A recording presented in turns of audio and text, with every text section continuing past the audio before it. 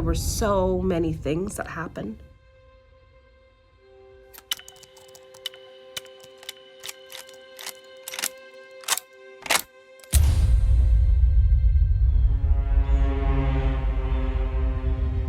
The danger for women is that women are not believed when it comes to any sorts of crimes. So the danger becomes that we have normalized not listening to women when we know that something is wrong.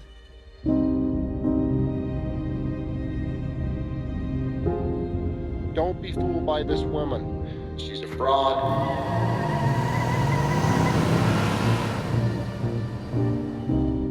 The more I deal with women in life, the more they piss me off so bad.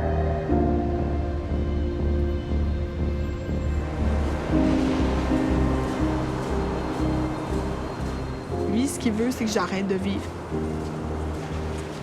On se dit, il va pas le faire, mais si jamais il passait à l'acte.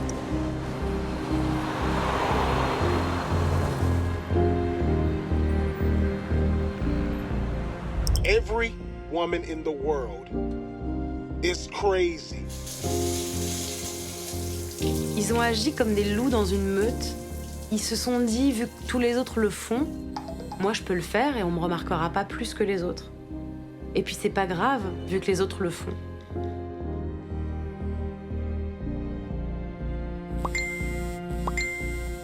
Si je te croise, je te viole. Our country would be a better place if our women would stay home.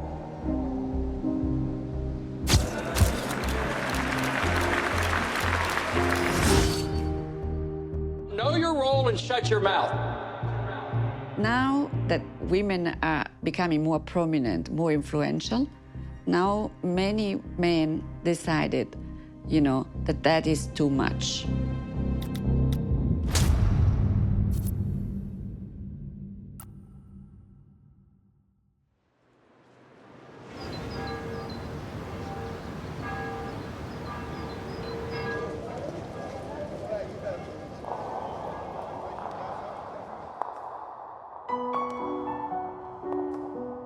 My name is Laura Boldrini. I am a member of parliament in Italy. Here we are at the Chamber of Deputies, La Camera dei Deputati. And in this corridor here, we have a lot of busts. This one is the Gasperi. Here we have Matteotti, Turati, Orlando. They are all men. And this is why I decided to open, an hall, to devote an hall, a specific space to the women of our republic.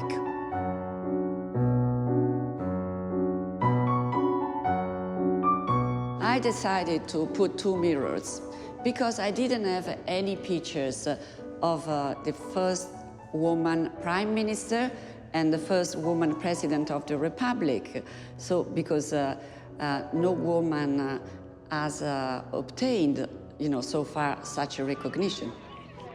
When girls come here, they like to take pictures of themselves with the Presidente della Repubblica.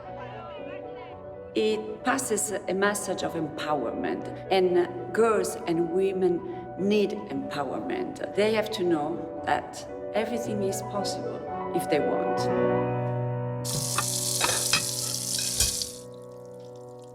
Invito la Presidente della Camera dei Deputati, Laura Boldrini, ad assumere la Presidenza. In 2013, I was elected President of the Camera dei Deputati, so the one who had to run the parliamentary activity. The first day I was elected, I was asked to make a speech. So I was not ready to be elected, and not even for the speech. And I had 3 hours to prepare the speech. So I thought the only thing I could do is to, put down my values. Care deputate e cari deputati.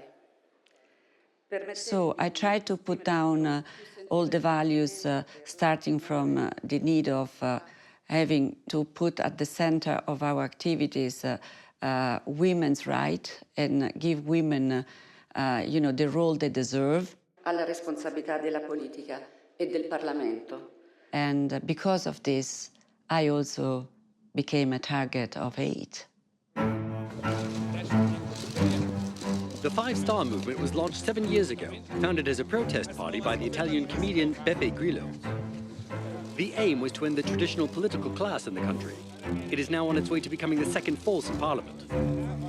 All started when Beppe Grillo, the head of Five Star Movement, decided to destroy my reputation. He put my big picture in a car and innocently asked his followers, "What would you do to Boldrini in a car?" The answers were absolutely awful.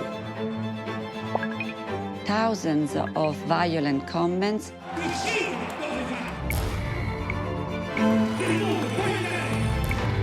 It was an awful strategy. And then Matteo Salvini, who is now the Deputy Prime Minister and Minister of Interior, he was the second one who implemented such a strategy. C'è una sosia della Boldrini qua sul palco. Non so se l'hanno già esibita prima. And he said, here we have the president of the Camera dei Deputati. So imagine the reactions which followed, What do you do with a sex doll? This strategy is aimed at telling women and girls, keep far. This is a business for men. Go back to the kitchen. Go back to the kitchen.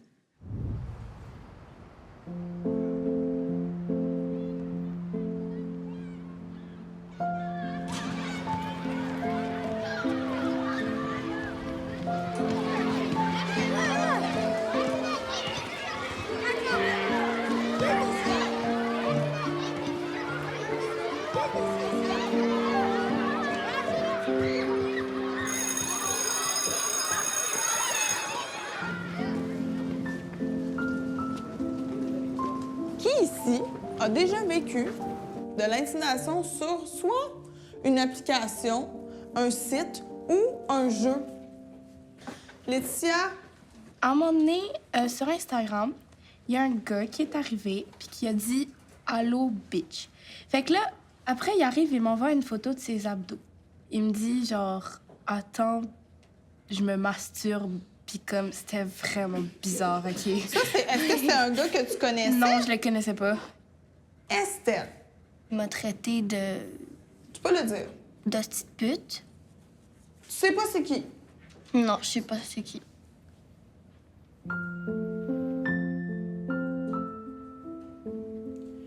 Aujourd'hui, j'ai décidé de vous parler de violence en ligne parce que je connais ça.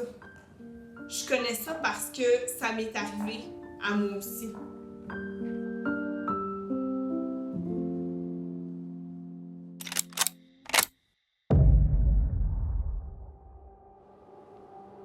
Je m'appelle Laurence Gratton et je suis enseignante au primaire.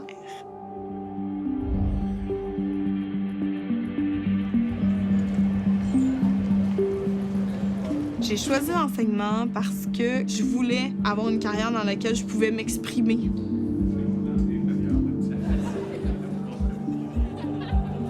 J'étais vraiment hyper heureuse. Je voyais ma carrière de rêve, en fait, se concrétiser. Le premier événement de cyberharcèlement, il est arrivé lorsqu'une fille dont je ne connaissais pas le nom et dont je ne me rappelais pas du visage m'a ajoutée sur Facebook. Je me suis dit, je dois l'avoir croisée, je dois lui avoir parlé 5 minutes, puis je me rappelle plus d'elle. Donc, je l'ai acceptée.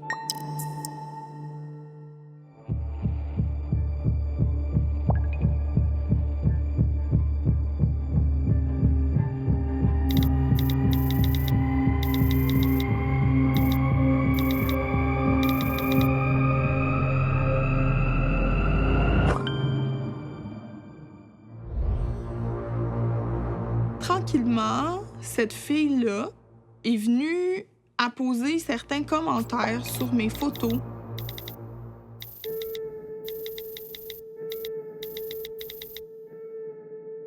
J'ai commencé à me demander c'était qui cette fille-là, pourquoi j'avais aucun souvenir de lui avoir parlé, mais elle se permettait de venir m'insulter dans les commentaires sous ma photo. Pas longtemps après ça, je me mets à recevoir d'autres messages de filles qui disent étudier avec moi, être dans mes classes et constater que je prends trop de place en classe. Ça allait dans tous les sens, vraiment. Lève plus ta main en classe pour parler. Conne, salope. Tu vois pas là que t'es pas à ta place en enseignement, t'es juste une conne. Je vois pas comment une future prof peut poser des questions aussi stupides que ça. J'ai commencé à regarder autour de moi, c'était qui mes collègues. Ça a comme fait un enchaînement de sentiments d'anxiété, de peur, de plus avoir envie de m'exprimer en classe. Puis dans ce cours-là, je l'ai jamais relevé, ma main, là. J'en ai jamais refait une intervention, là. À un moment donné, j'en ai parlé à une de mes amies. Puis on s'est rendu compte qu'on était plusieurs filles de notre programme à se faire harceler. Au moins 10 filles de notre programme. Donc on s'est mis à fouiller. Puis on s'est rendu compte que c'était un de nos collègues de classe. Un gars.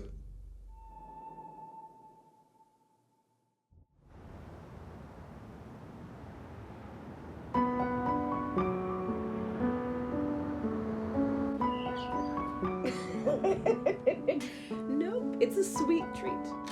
My name is Kaya Morris. I am a mother. I am a wife. I am a politician and an elected official from the state of Vermont.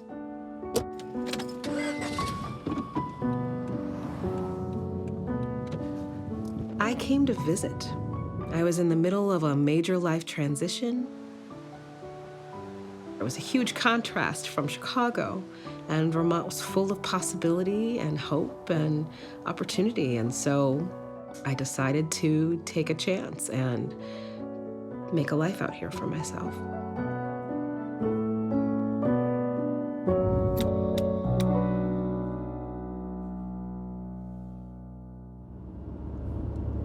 I had been asked several times by many different people to consider running for office. So I actually entered into a training program through Emerge America and was in the first cohort of women who were being trained to run and win elected office. I got in, and I ran, and I won. I've always been a fighter, and I've always been someone who will stand up for others and speak truths. And they saw that. And they saw that I had a strong, hard work ethic and that I could really mobilize and support our community. Hello. Hi. Hi. I'm Kaya. Hi, I'm Cameron. Hi. Hi. How are you? Oh, you know, sweaty. Working hard. Yeah. You know, every single bill that I get, I pay myself. Every cent counts, you know. I've been here 39 years, and I've only gotten a 50-cent raise once. I would just like to have a raise. This is hard and emotional for me, as it could be for many. I have been in these positions where you have to work 2 and 3 jobs to make ends meet. The inequality and the wealth gap that we're talking about here today, the dichotomy of our economy that maintains a service class, you have to press for that equality. You're needed in this fight, and we have work to do, so get to work. Thank you.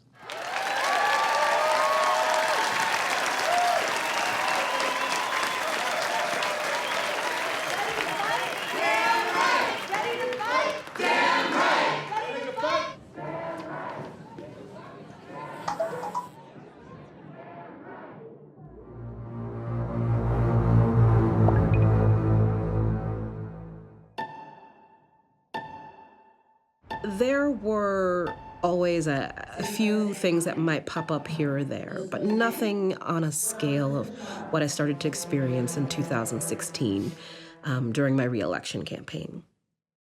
Things started to bubble up quite a bit more.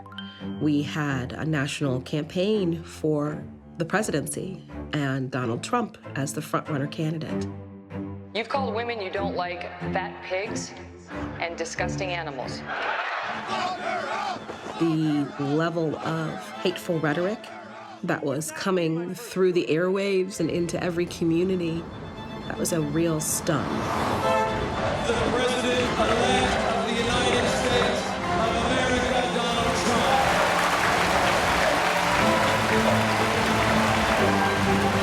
Hail Trump! Hail our people! Hail victory!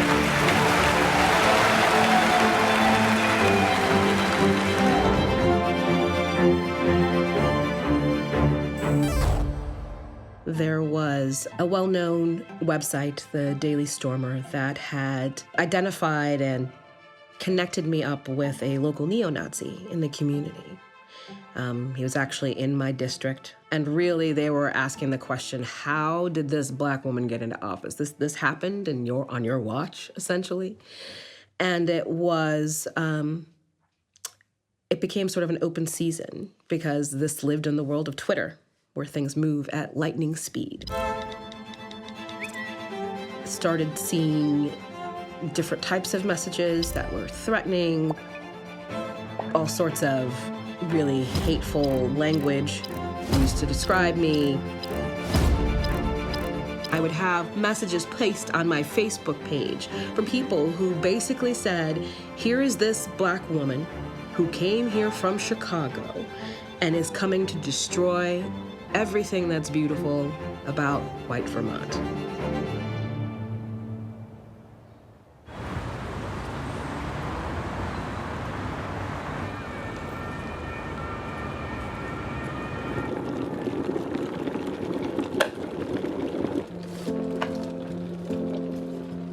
Je m'appelle Marion Séclin, je suis comédienne et je réalise des fictions et j'ai 28 ans. J'ai commencé à jouer dans des téléfilms, à jouer dans des vidéos sur ma chaîne à moi. Oui. J'avais envie de faire des contenus, du divertissement qui parlaient de féminisme. OK. Let's go.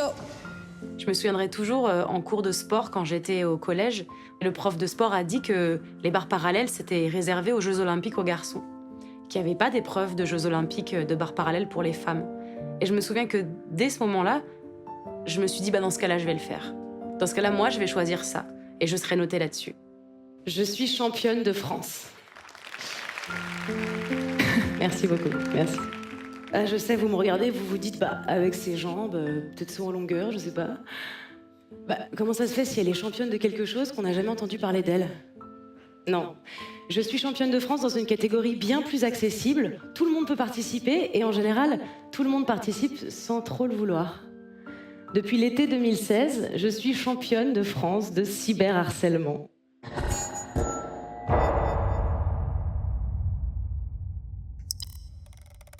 Pendant des années, j'ai fait des vidéos sur Mademoiselle.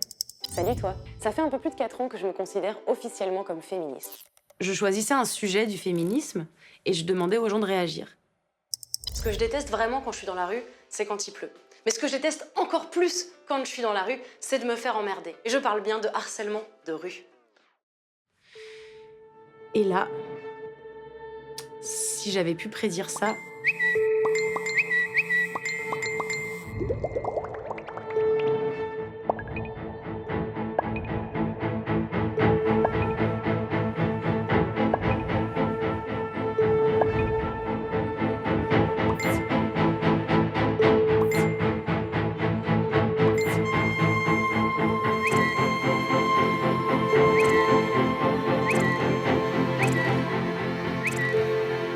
J'ai arrêté de compter assez vite le nombre de messages que j'ai reçus. Je me suis arrêtée au chiffre 40 000.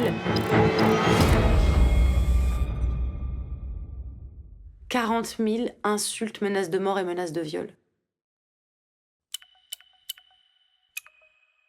It's the misogyny.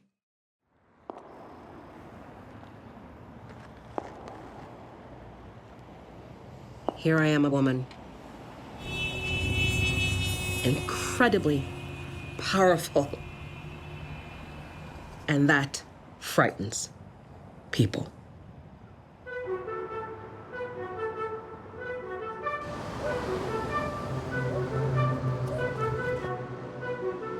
I'm surprised that there are people who have seen the extent and the severity of digital misogyny and that they aren't more concerned and more horrified by it.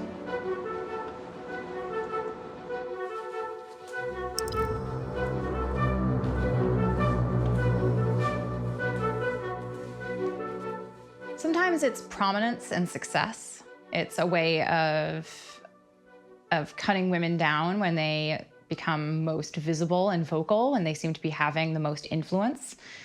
And often those attacks come at exactly that moment when the woman steps out into the spotlight, when at the first moment when people have heard her name, and it's designed to take something that should feel triumphant and exciting, and instead to make her terrified and to try to silence her and shut her down.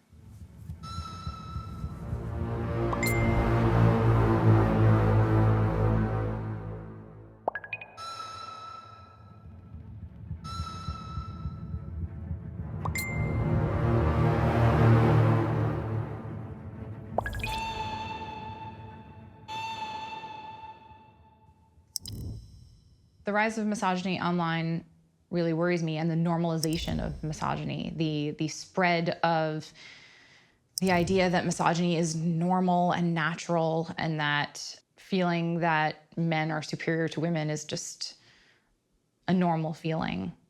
That really concerns me.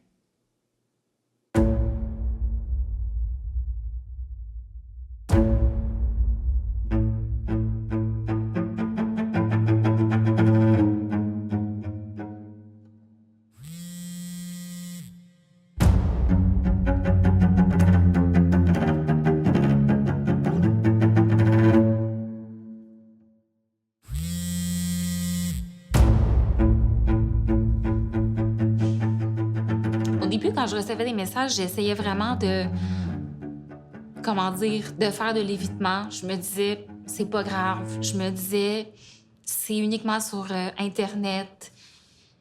J'essayais de me faire croire que ça m'atteignait pas. Mais à un moment donné, avec le temps, ça finit par t'atteindre. Avec le volume de messages, avec la durée dans le temps, ça finit vraiment par nous atteindre. Ce gars-là, il harcelait des filles depuis longtemps. On est allé voir la doyenne.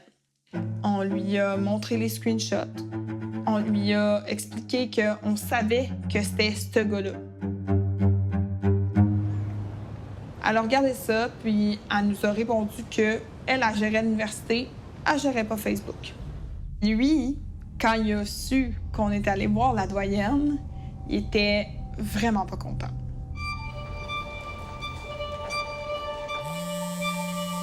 T'as pas fini d'en baver.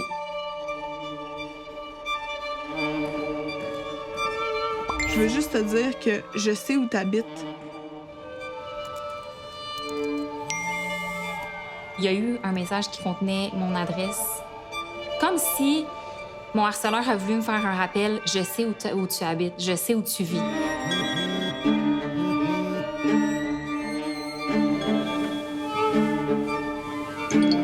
Là, les menaces, à un moment donné, elles se sont intensifiées, puis elles étaient plus juste des menaces vagues, en fait. C'était vraiment... La personne nommait qu'elle voulait me violer, qu'elle voulait me battre, qu'elle allait me tuer. Là, à ce moment-là, j'ai commencé vraiment à paniquer. Puis je me suis dit, il faut que j'aille voir la police.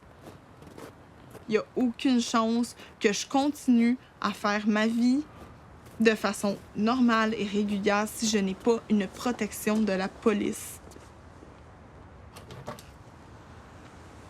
Ben, ça fait à peu près 50 messages qu'il envoie à moi puis 3 autres de mes amis. Ils nous contactent à répétition. Pourquoi on les voit les menaces de mort? Parce que ce sont des menaces directes. Puis Facebook, c'est pas une menace directe. La police nous dit poliment qu'on comprend que c'est plate, mais qu'on peut rien faire. Et moi, je leur demande, ben, on peut pas se faire protéger, on se fait menacer de mort. Ils nous menacent de nous battre, de nous violer, de nous tuer. Puis vous êtes en train de nous dire que vous pouvez pas nous protéger. Malheureusement, on peut rien faire pour vous. Je vais aller prendre votre déposition. Mais vous nous dites que c'est ce gars-là, on n'a pas de preuves. Ce sont des faux comptes. Il n'y a aucune façon, avec les paramètres de confidentialité de Facebook, d'aller vérifier si c'est cet homme-là.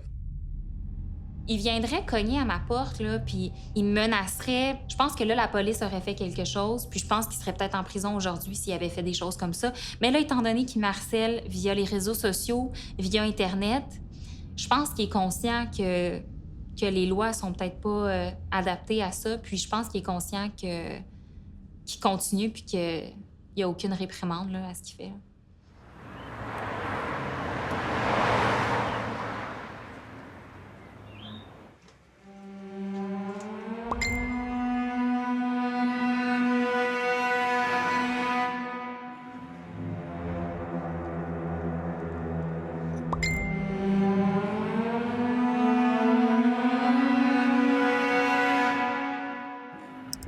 He was actually in my district, a madman, terrorizing my life with glee and openly saying that he can.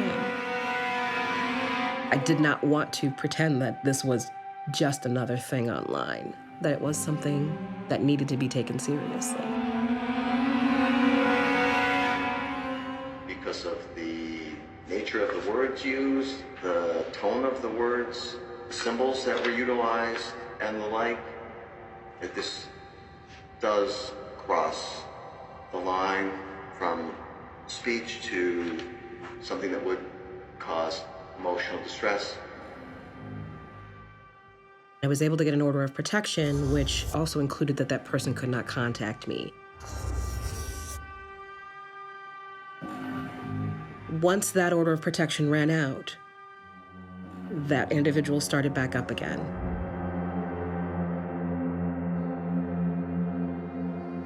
And by this point had started collecting people and had really been gaining a following. Hey everybody, Kevin Hoy live from beautiful Bennington, Vermont. We don't want people like Kaya Morris in our community. When I say that, it has nothing to do with the color of her skin, everything to do with her lying, cheating, sneaking butt and all the crimes that she has committed. Don't be fooled by this woman. She's a fraud, someone who is a non-Vermonter, someone who is here to wreak havoc, to race bait, cause a mass division among the people. It was a frightening experience to have emails and postings from people who would create these insane accusations.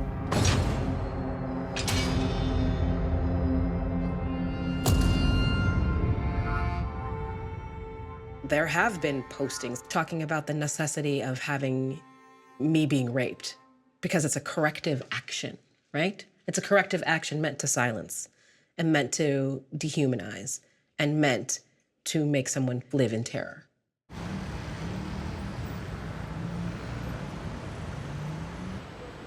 Pendant MeToo, j'ai témoigné d'une agression sexuelle que j'ai vécue quand j'étais adolescente.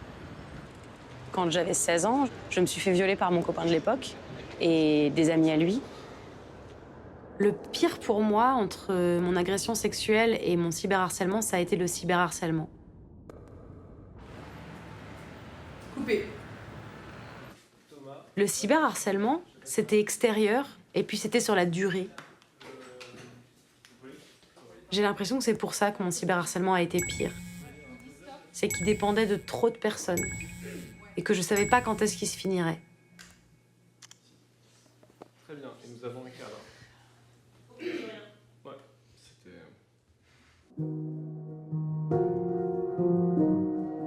L'impact psychologique que ça a eu, c'est que ça m'a affaibli terriblement.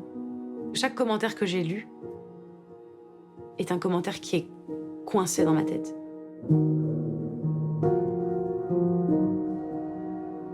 J'avais jamais eu d'envie de suicide dans ma vie.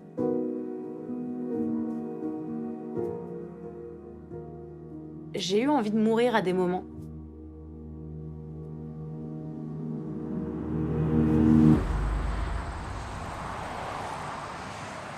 think that social media platforms are aware that the biggest problem they have is the content that they solicit. What I mean by that is these platforms without user-generated content would be empty vessels.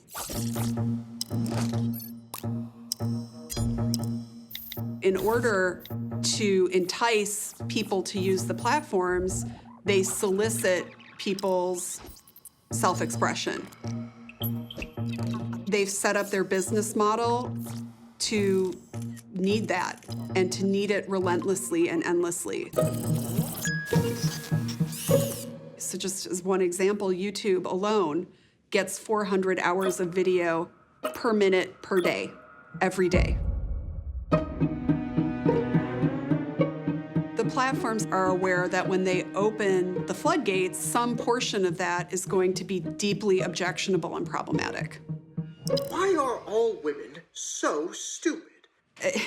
It becomes actually an issue of where's the line? If we legalize rape, women will be more careful with their bodies and not go into the private rooms of men that they don't want to have sex with. A lot of material that's popular are things that just straddle the line.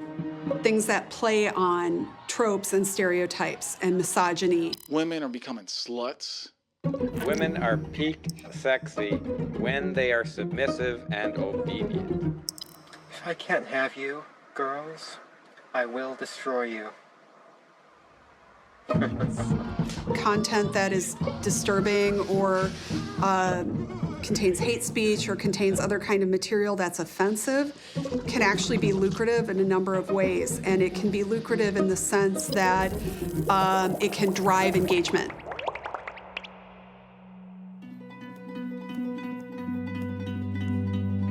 I feel like there's a longer trajectory to this. Like what happens, for example, when you grow up online being desensitized to misogyny? It seems to me that there will be a social toll associated with that going forward that we have yet to really fully realize.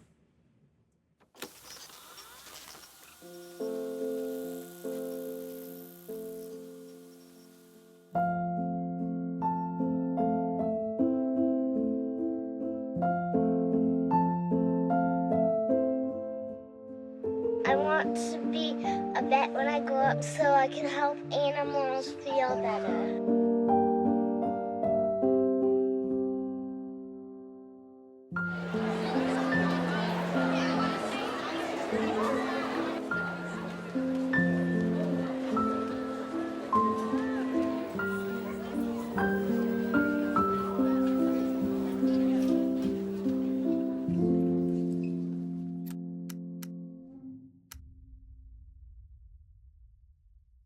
Tomorrow is April 3rd, and April 3rd, 6 years ago, I picked my daughter Rete up at a counselor's meeting, and I drove her home, and I didn't know when I was driving away that I'd never see Rete alive again. So I'm here today doing this talk because I know, I truly do believe in my heart that what happened to my daughter was preventable. On November 2011, Rete went to a sleepover at a friend's house, and there was 2 boys there. The boys had some vodka, so Rete had a couple shots of vodka. She remembers doing that, and then she remembers waking up the next morning between 2 boys that she didn't know at all. And her clothes were partially undone and partially removed, and the way she described it, she said she knew something had happened to her body, but she wasn't sure what.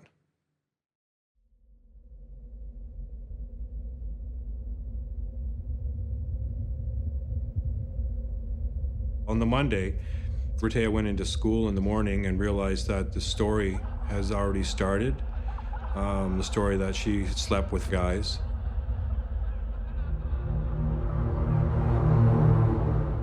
They had actually taken a picture of themselves doing this to her, and it spread around her school. She heard about that, and that pushed her right over the edge.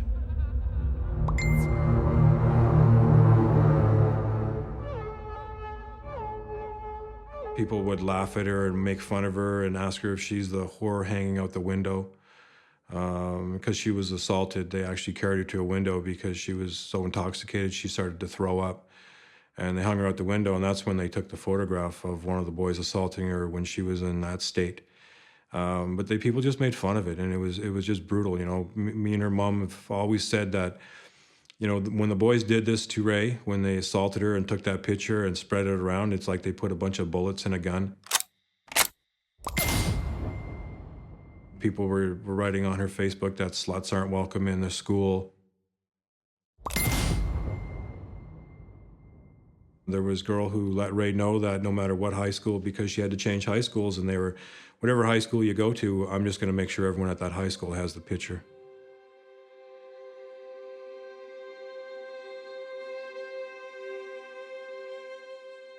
People were absolutely vicious and so unforgiving. It was merciless. She was a ghost of who she used to be. She lost almost everything. We couldn't get her back into school to stay, and when we did try that, you know, there'd be people in the school who would start attacking her almost right away. We were powerless as parents to do anything about this at all because we had contacted the police. They just, not a single time, intervened in trying to stop the photo from being spread around. Not a single time. They didn't go talk to anybody or hold anyone accountable, try to get it out of the schools, nothing. They told us it wasn't a police matter, it was a community matter. And they just didn't do anything about it.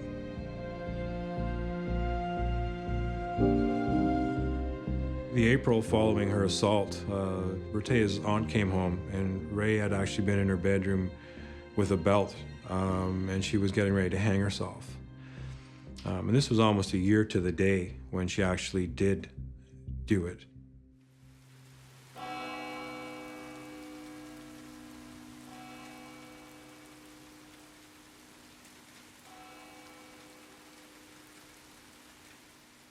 You know, it's a rape culture, it's a misogynist culture. Women can tell you they're attacked all the time online and harassed and ridiculed, and it's brutal, man. It's just, it allowed the worst of our community to have a voice, and that's the biggest downfall of it at all. People who before kept to themselves now feel brave enough to say anything they want to, and some of them just take pleasure in being as ignorant as they can.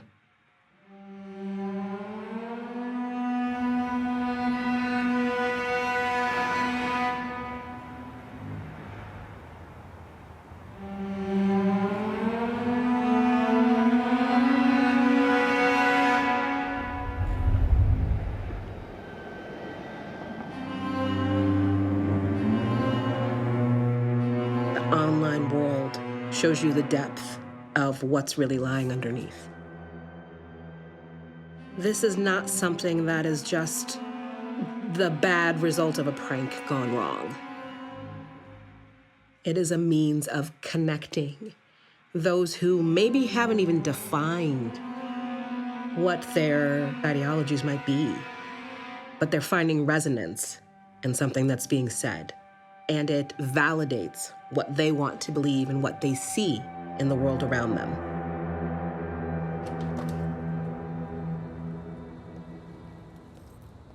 Those calls to action to bring about violence against women, they are happening. It's not a question of should we be afraid, but are we afraid? And does that fear cause us to feel fear in a way that is effective for their purposes?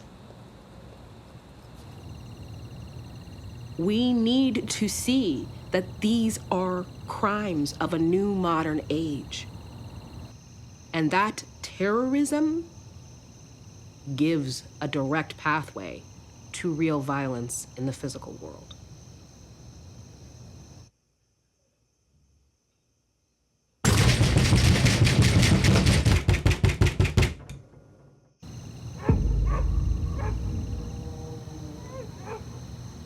They just stomped on the porch, bashed up against the doors and stuff like that. It was 4 o'clock in the morning. Somebody drove by and yelled out the window, "F you." bitch. A little bit later, they were shooting paintballs, and then the whole side of the shed, roof, side of it, everything was all covered. There was a guy standing up here, and he was talking to the other gentleman that was down on the road. And I came out the kitchen door and confronted him. He was right there in between the telephone pole and those bushes. We come to find out later that one of his buddies was in the cellar downstairs.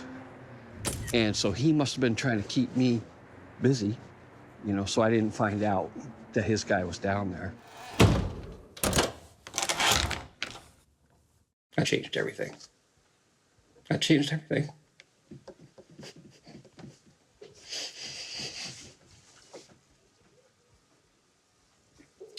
It completely took away any sense of security, any sense of safety that we had in our home.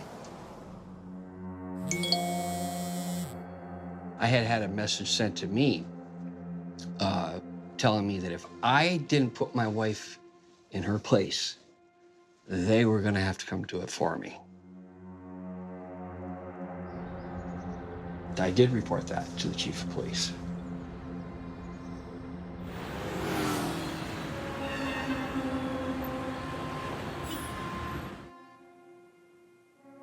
Let's send rapist to Boldrini's house so she will smile again. A mayor, so an institutional figure. Is it possible to accept this way of doing politics in a democratic country? Instigation to rape is a crime. I decided that I had to react to this. I decided to sue him for defamation.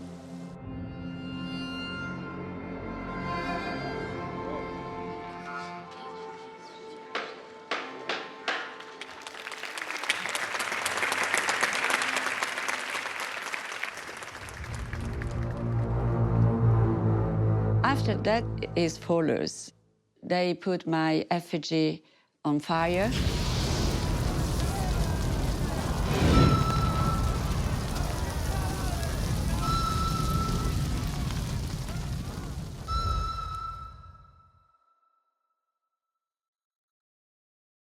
The heaviest, it was a day when I received by post a bullet. When you receive a bullet, it's concrete, it's real. It's a clear threat to your life. That day, I realized that we had entered a new stage of violence.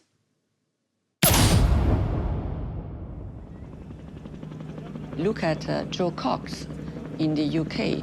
Jo Cox was an MP. She received threats on the social media, and then she was killed. She was killed.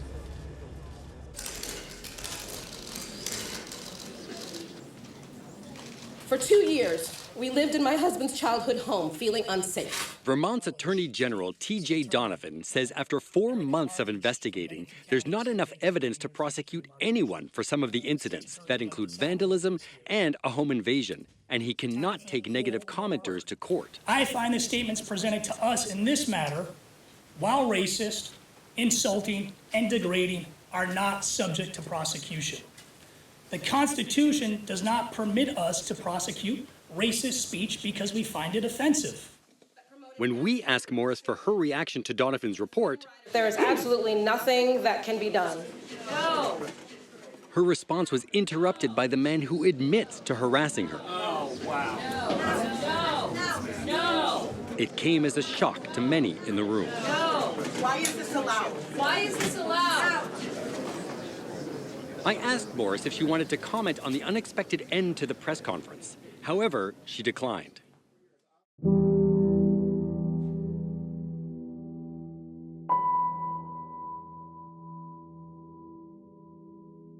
You are never, ever required to tolerate hate, to tolerate intimidation, to tolerate harassment.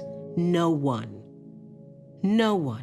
is required to endure that.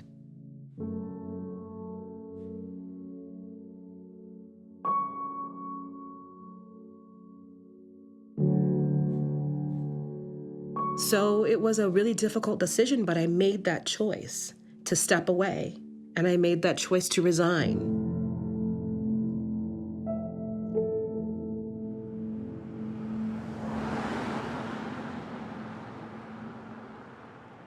Hey everybody, Kevin Hoy live from beautiful Bennington, Vermont once again, and I've got good news and bad news today.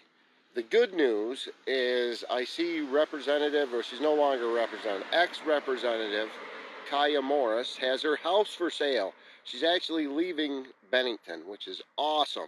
The bad news, unfortunately, is for our neighbors to the west. Brattleboro, Vermont is going to get a new resident. So it looks like Kaya is looking for homes. I know she has friends and connections. Everybody have a great day, and thanks for watching. See ya.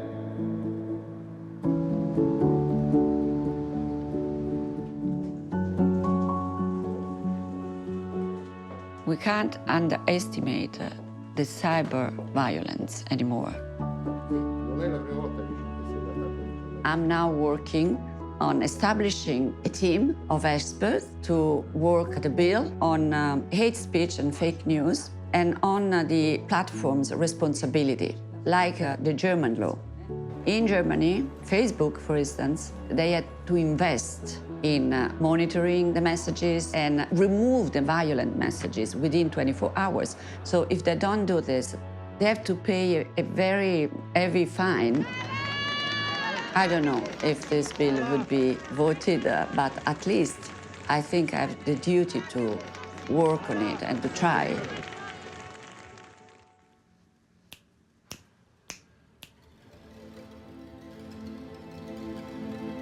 Vous le savez, ou peut-être pas.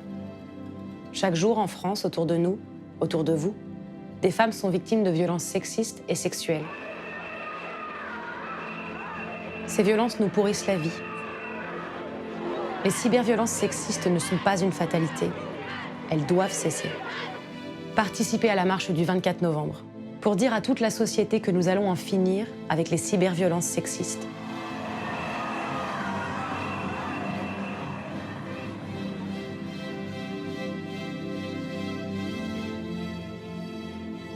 Lève ta main si tu sais c'est quoi de l'intimidation. Pour moi, c'est plus qu'important, c'est primordial de parler de cyberviolence aux jeunes parce que, au-delà de la dénonciation, c'est le geste que je peux poser qui est le plus concret pour prévenir.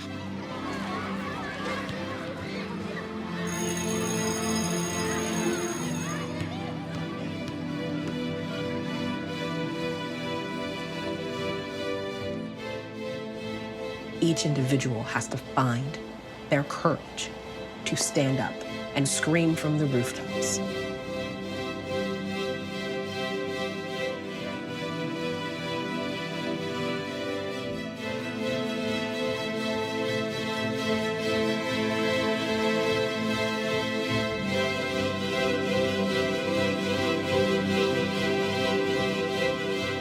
If we keep silent, we risk to lose decades of work. Now it's a time to react.